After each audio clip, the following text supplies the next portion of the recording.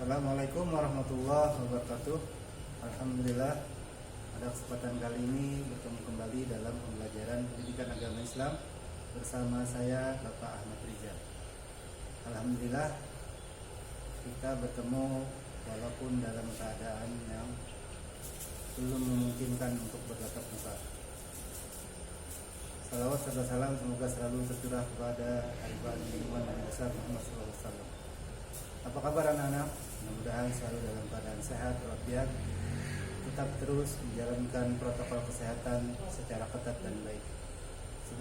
Sebelum memulai pelajaran pada hari ini, marilah kita berdoa yang akan Bapak pimpin. Silakan kalian ikutin dari dulu. Bismillahirrahmanirrahim. Raditu billahi rabba wa bil islami dina wa bi Muhammadin nabiyya wa rasulah. Rabbi zidni ilma warzuqni fahma wa alhiqni bis-shalihin. Amin. Anak-anak yang berbahagia, hari ini kita belajar tentang materi thaharah. Apa itu thaharah? Thaharah berarti bersuci.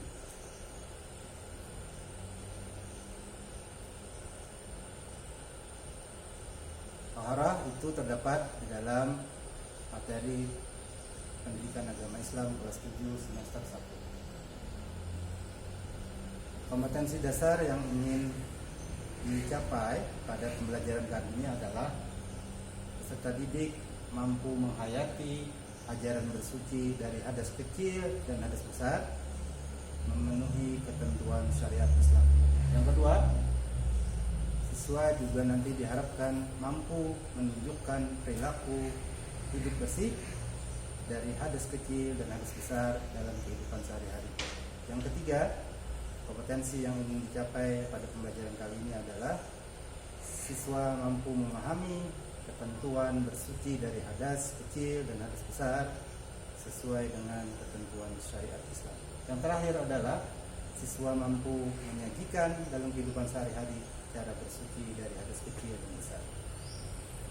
Tujuan pembelajaran materi thaharah ada 3. Pertama, peserta didik kalian mampu memahami secara baik ketentuan mengenai bersuci dari hadas kecil dan hadas besar. Yang kedua, peserta didik mampu memahami ketentuan bersuci dari najis sesuai dengan ketentuan syara.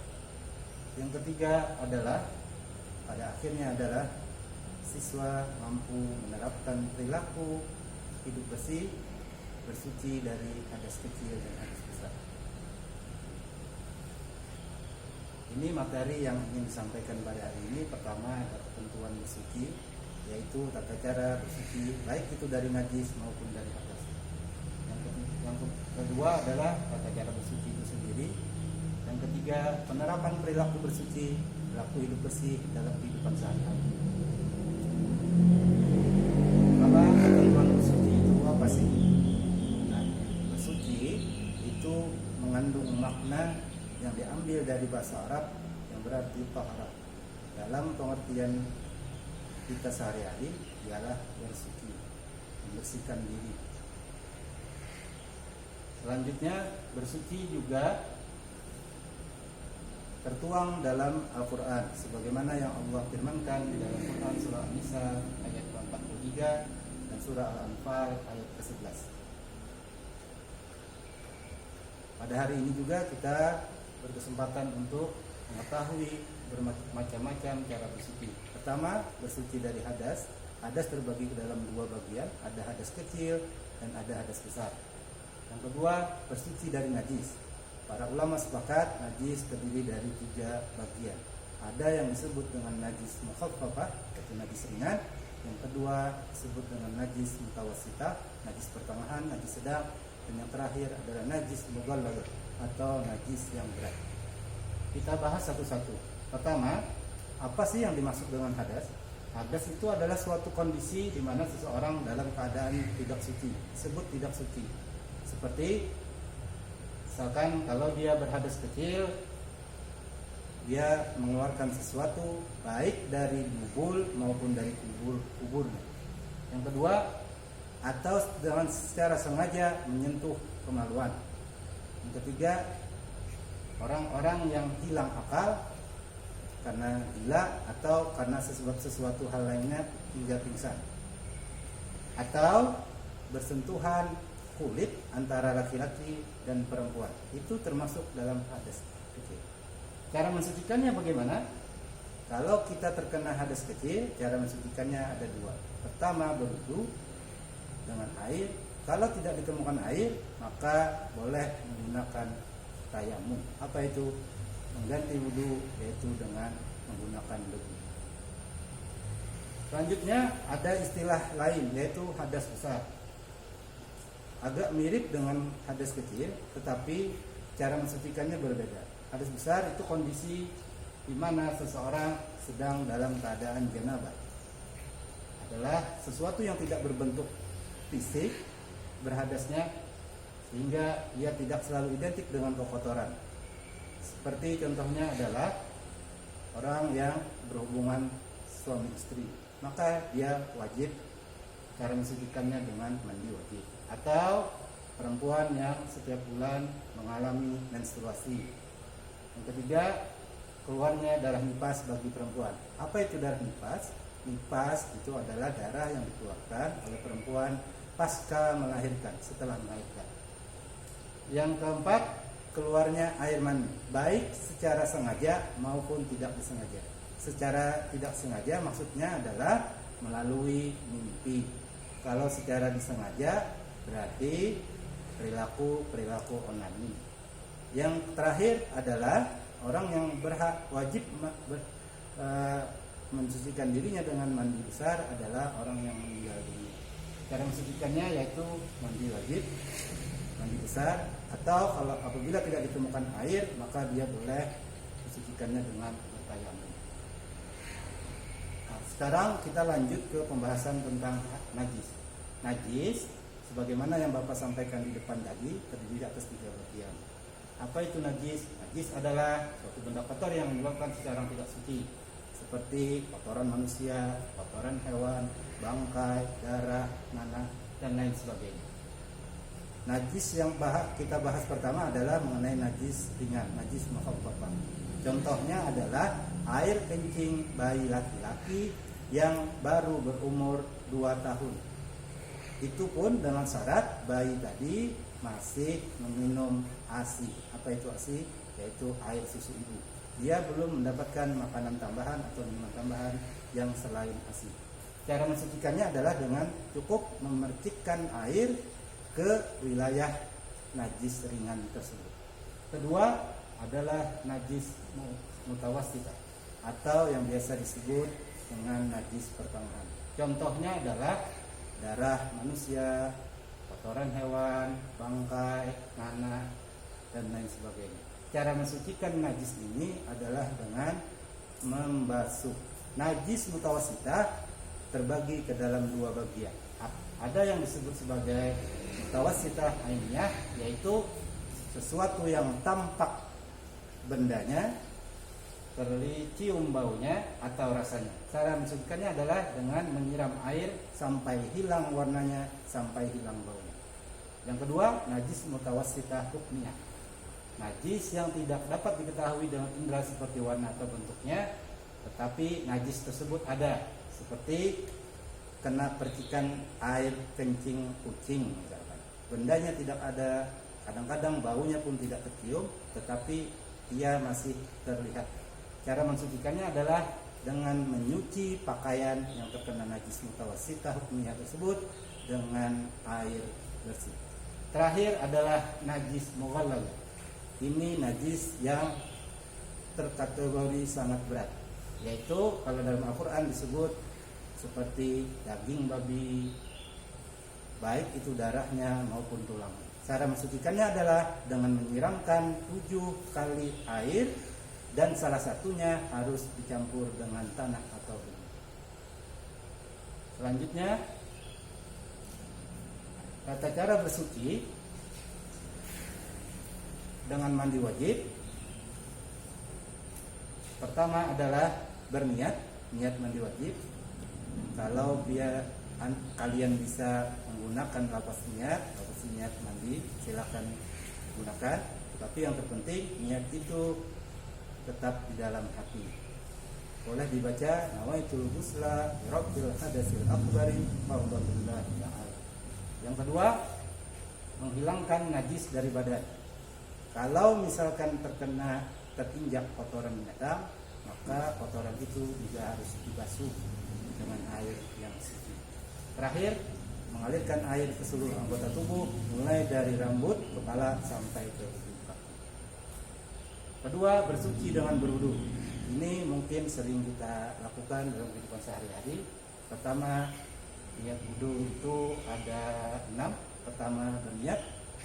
Bacaan niat nawaitul wudu'a rabbil hadatsil asghari fardhulillah ta'ala.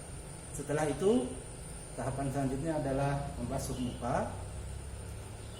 Kedua, membasuh tangan kanan dan tangan kiri sampai batas siku.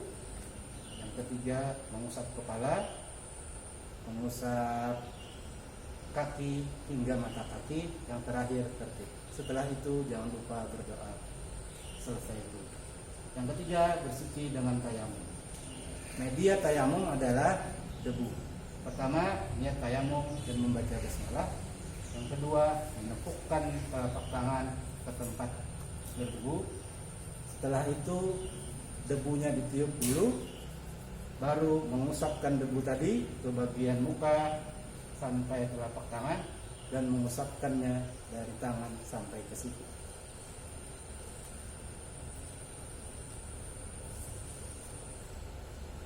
Penerapan perilaku bersuci yang ingin diharapkan dari pembelajaran kali ini adalah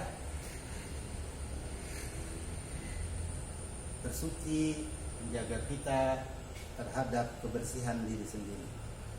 Paling tidak selama ini kita sudah menjalankan anjuran-anjuran tentang kesehatan, bagaimana mandi 2 kali sehari minimal, setelah itu bersiwak, gosok gigi, dan lain sebagainya.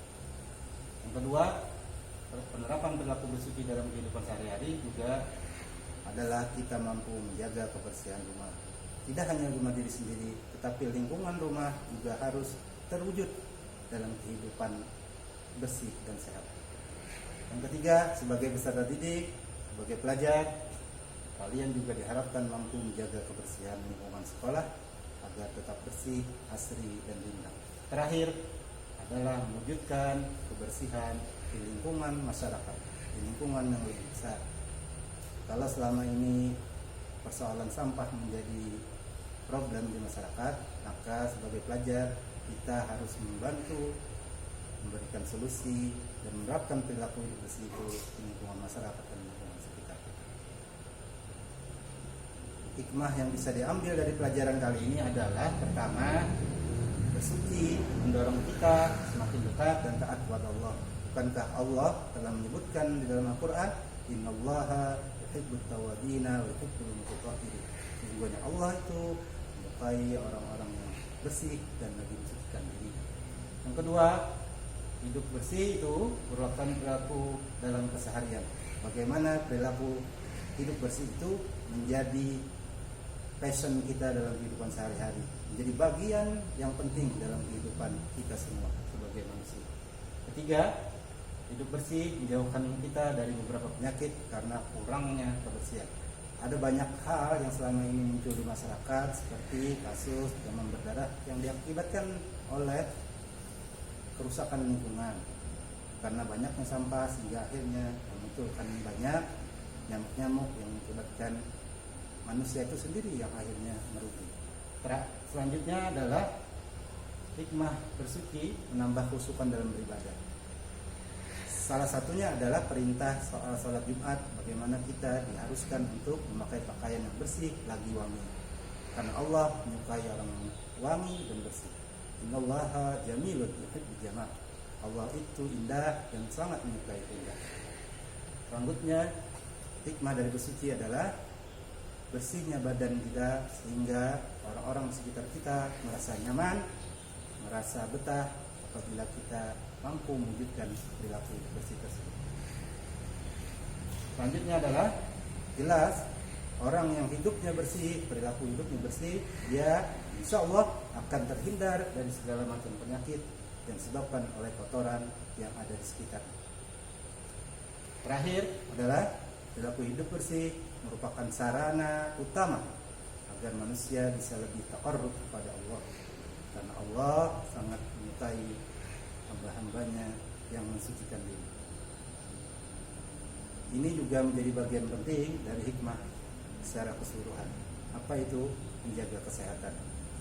Hidup bersih sebagaimana yang dicontohkan oleh Nabi telah mampu menjaga kita, menjaga kesehatan kita secara umum. Sebagaimana yang Nabi pernah sampaikan, bahwasanya iman ada 60 cabang lebih. Salah satunya adalah orang yang hidupnya selalu bersih. Mudah-mudahan dengan perilaku hidup bersih semakin meningkatkan iman kita dan mampu mewujudkan sunnah-sunnah Nabi di dalam kehidupan kita sehari-hari. Hidup bersih juga membuat kita lebih nyaman dibanding apabila lingkungan sekitar kita, sekolah kita, rumah kita dalam keadaan yang kotor, dalam keadaan yang berantakan. Terima kasih banyak atas perhatian dari anak-anak sekalian pada hari ini. Sebelum mengakhiri, marilah kita membaca doa. Silahkan ikuti Bapak dengan membaca doa bersama. Bismillahirrahmanirrahim. Allahumma arinal haqqa haqqa warzuqna ittiba'ah wa arinal batila batila warzuqna ijtinabah bi rahmatika ya arhamar rahimin. Walhamdulillahirabbil alamin. Terima kasih atas segala perhatian. Wabillahi taufiq wal hidayah. Assalamualaikum warahmatullahi wabarakatuh.